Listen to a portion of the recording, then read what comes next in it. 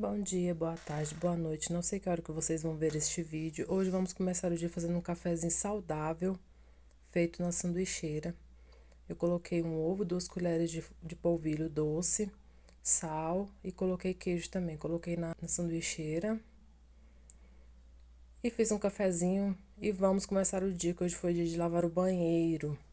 Dia de quinta-feira eu gosto de lavar os banheiros aqui de casa para ficar bem mais fácil a rotina da dona de casa, que é muito puxada.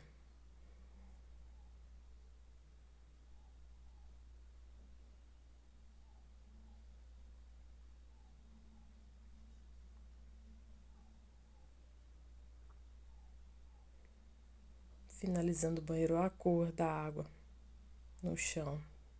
O banheiro estava bem sujo. Finalizando o banheiro. Banheiro limpinho para passar uma semana. E vamos para o almoço.